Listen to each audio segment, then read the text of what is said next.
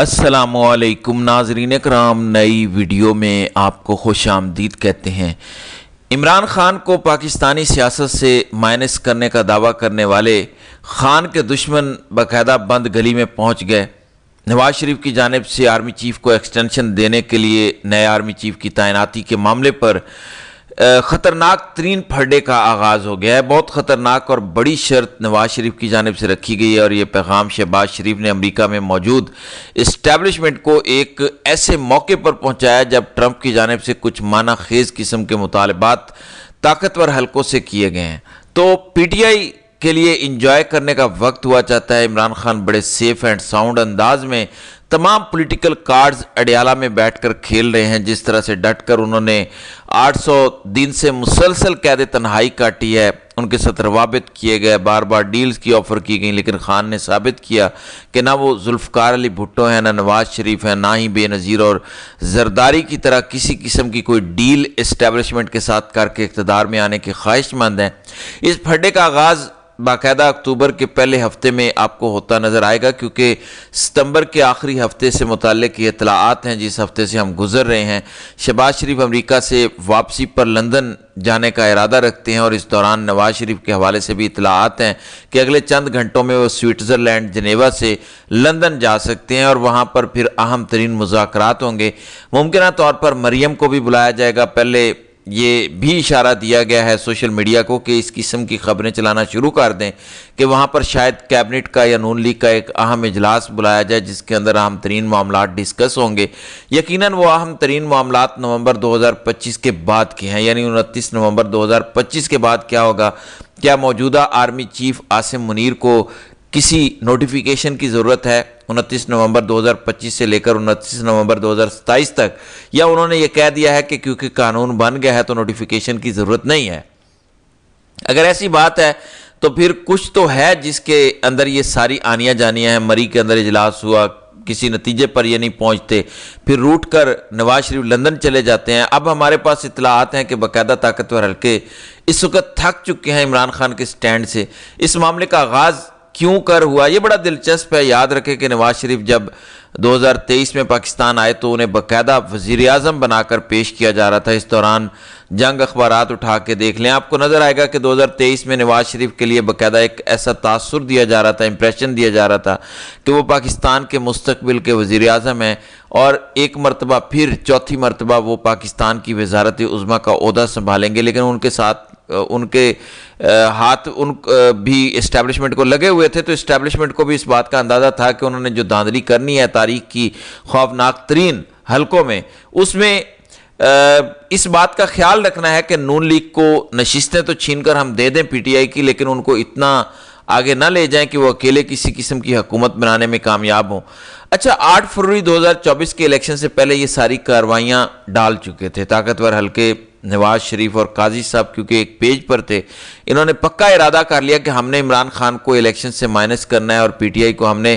نشان عبرت بنانا ہے۔ لیکن جو عمران خان بار بار کہتے ہیں نا کہ عزت و ذلت اللہ کے ہاتھ میں ہے، کس کو کتنا رزق دینا ہے یہ بھی اللہ کے ہاتھ میں ہے، موت اور زندگی اللہ کے ہاتھ میں ہے، لیکن عمران خان کے مخالفین یہ بھول گئے تھے۔ کیا کیا انہوں نے، کیا نہیں کیا؟ عمران خان سے، پی ٹی آئی سے انتخابی نشان ان لوگوں نے چھین لیے،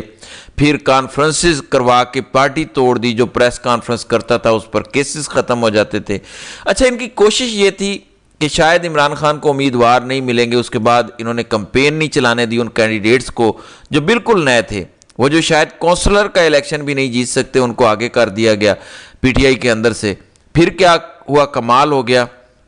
درجنوں انتخابی نشان انہیں الاٹ کیے گئے، اور یہ اپنی طرف سے طے کر کے بیٹھ گئے کہ ہم فون بھی بند کر دیں گے، ہم انٹرنیٹ بھی بند کر دیں گے، ہم پولنگ سٹیشن بدل دیں گے، ہم لوگوں کو اٹھا کر غائب کر دیں گے،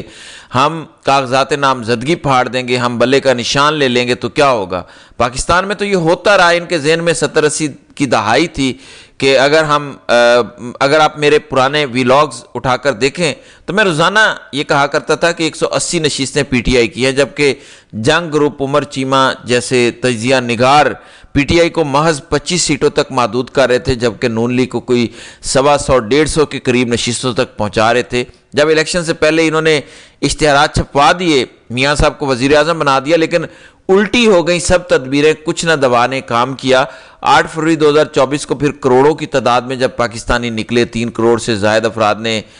ہر پروفیشن سے تعلق رکھنے والے لوگوں نے ان کی بساط الٹ دی، اور اس میں سوشل میڈیا کا سب سے اہم کردار تھا۔ پی ٹی آئی نے وہ کر دکھایا جس کی پاکستان تو کیا دنیا کی انتخابی تاریخ کے اندر مثال نہیں ملتی، یعنی سوشل میڈیا اور انٹرنیٹ کے ہتھیار کا زبردست استعمال کرتے ہوئے عوام نے خان کے ساتھ وفا نبھاتے ہوئے گھروں سے نکل کر جب موریں اور ٹھپے لگانا شروع کیے، جب 6 کے بعد نتائج آنا شروع ہوئے تو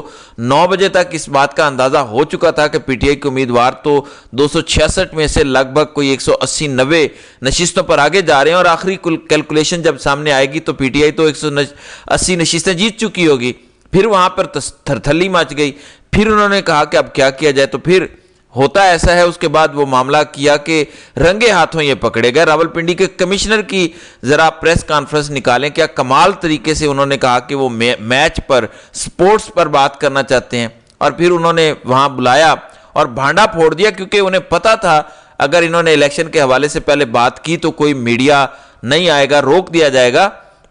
وہاں پہ جب انہوں نے یہ بات سامنے رکھی اگلے دن، اس سے پہلے ہی رات کے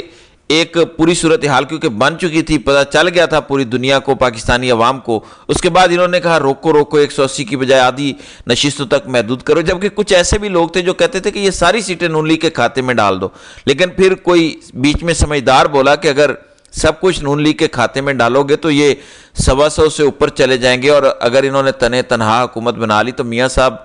کا پھر پتہ ہے کہ پیر پکڑتے پکڑتے اچانک گردن بھی پکڑ لیتے ہیں، اور دونوں بھائیوں کا یہ حال ہے۔ بہرحال پی ٹی آئی کو محدود کیا گیا 90 تک، اور اس کے بعد ڈرامہ ہوا کہ نون لیگ جو 15 سیٹوں پر کھڑی تھی اس کے کھاتے میں کم و بیش 60 کے قریب نشستیں ڈال کر انہیں 75 تک پہنچایا گیا، اور باقی انہوں نے 30 نشستیں کچھ پیپلز پارٹی کے کھاتے میں، کچھ تحریک استحکام اور کچھ ایم کیو ایم کے کھاتے میں ڈالی، کچھ مولانا کو دے دی۔ اب یہ اس نہج پر لے کر آئے چیزوں کو کہ اب بڑی پارٹی تو پی ٹی آئی ہے، سنگل لارجسٹ 90 نشستیں، لیکن ظاہری بات ہے وہ کسی کے ساتھ کیونکہ اتحاد نہیں کر رہے۔ زرداری نے بھی آفر کی، عمران خان کو منانے کے لیے اڈیالہ جیل پیغام پہنچائے جاتے رہے۔ خان کو اسٹیبلشمنٹ نے یہ بھی کہا کہ آپ کی سپورٹ کر دیتے ہیں، آپ خود نہ آئیں، کسی کو آگے کر دیں، لیکن خان نے کسی کے ساتھ بھی ڈیل کرنے سے صاف صاف انکار کیا۔ اس کے بعد ان کے پاس یہی حال تھا، نواز شریف کو پتہ لگ گیا کہ ان کے ساتھ تو ہاتھ ہو گیا، ان کو پتہ لگ گیا کہ اب تو گیم نکل گئی، ووٹ کو عزت دو کا نعرہ بھی فارغ ہو گیا، اسٹیبلشمنٹ کی گود میں بھی بیٹھ گئے،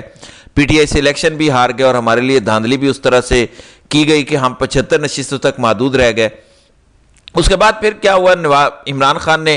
2.5 برس تک کیا کمال کے ساتھ جیل کاٹ کے دکھا دی۔ انہیں اس بات کا اندازہ نہیں تھا، پھر ان کا خیال تھا پوری دنیا میں خان کے خلاف بیانیاں بنائیں گے، میڈیا استعمال کریں گے، سوشل میڈیا پر پابندی لگائیں گے، وکلاء کو قید میں ڈالیں گے، کارکنان کو قید کریں گے، عدالتوں کو قابو کریں گے، اور یہ کرتے چلے گئے۔ 26ویں ترمیم لے آئے، پوری کی پوری عدلیہ کو انہوں نے ہاتھ کی چھڑی اور جیب کی گھڑی بنا لیا، لیکن اس کے باوجود عوام ان سے قابو نہیں ہو پائی۔ مریم جو بڑے انقلاب کے دعوے کیا کرتی تھی، ان کی جرنیلوں کے ساتھ کئی خفیہ ملاقاتیں آہستہ آہستہ سامنے آئیں، جن میں مبینہ طور پر وہ کہتی تھی کہ آپ خان کو جیل میں رکھو، ہم آپ کی ہر طرح کی خدمت کریں گے، کہ آپ ماضی کی نواز شریف اور زرداری کی خدمت بھول جائیں گے۔ پھر انہیں ضرورت تھی کہ انہوں نے آرمی چیف جو لگایا 2025 میں، کیونکہ وہ ریٹائر ہو رہے تھے نومبر 2025 میں، تو پھر اس قسم کی چیزیں سامنے لائی گئیں کہ ہم آپ کا یہ کام کریں گے تو آپ نے پھر اگلا کام کرنا ہے۔ اب بھی انہوں نے 3 سالہ مدت ملازمت بڑھا کر 5 سال کر دی، لیکن اس پر کچھ سوالیہ نشانات انہوں نے چھوڑ دیے کہ کیا نوٹیفیکیشن چاہیے ہوگا یا نہیں چاہیے ہوگا۔ پھر یہ ڈیبیٹ شروع ہو گئی کہ 2027 کے بعد کیا ہوگا۔ اس دوران ڈیل کی بہت کوششیں ہوئیں اور ساتھ ہی ساتھ دباؤ بھی، کبھی یہ سزا کبھی وہ سزا، ایک دن کے اندر سیٹیں چھینی گئیں، سپریم کورٹ قابو میں کی، مخصوص نشستیں چھین لیں، اس کے بعد باقی نشستوں سے بھی انہیں نااہل کرنا شروع کر دیا کہ ہم مزید سیٹیں دیں گے، لیکن اس طرح خیال رکھا کہ نون لیگ کے پاس پوری پاور نہ آ جائے اور پیپلز پارٹی اس کے ساتھ جڑی رہے۔ کرتے کرتے یہ وقت آ گیا کہ ہم نومبر کی طرف بڑھ گئے اور 2025 کی طرف، اور بد گلی میں پہنچ گیا۔ میاں صاحب روٹ کر لندن پہنچ گیا، اور لندن سے پہلے یہ مری پہنچے، وہاں کسی فائنل نتیجے پہ یہ نہیں پہنچ سکے۔ رانا ثناءاللہ کی کچھ لائن تھی، خواجہ آصف کی کچھ اور لائن تھی، اور کرتے کرتے میاں صاحب کمال مہارت سے لندن کے لیے روانہ ہوئے، اور لندن کی بجائے سوئٹزرلینڈ پہنچے۔ پھر اطلاعات آئیں کہ شہباز شریف وہاں پہنچے انہیں منانے کے لیے، بڑی ناراضگی ہوئی۔ انہوں نے واضح اور صاف کہہ دیا کہ نہیں، میری شرط یہ ہے کہ مجھے اگر وزیر اعظم بنایا جائے تو تب آرمی چیف کو ایکسٹینشن دی جائے گی۔ تو یہ بڑی خبر ہے۔ نواز شریف نے خطرناک ترین شرط رکھ دی ہے کہ مجھے اگر اب اگلی مدت کے لیے آپ وزیر اعظم بنا دیں تو میں آپ کی اگلی ٹرم جو توسیع کی خواہش ہے وہ پوری کر دیتا ہوں۔ تو یہ معاملات نو ریٹرن پر پہنچے ہوئے ہیں، جبکہ عمران خان اس وقت اڈیالہ جیل میں بیٹھا ہوا انجوائے کر رہا ہے، کیونکہ دو شیطانوں کی لڑائی مزید شروع ہو گئی ہے۔ تو ناظرین کرام، آپ کی اس ویڈیو کے حوالے سے کیا رائے ہے؟ آپ اپنی رائے کا اظہار کامنٹ سیکشن میں ضرور کیجیے گا۔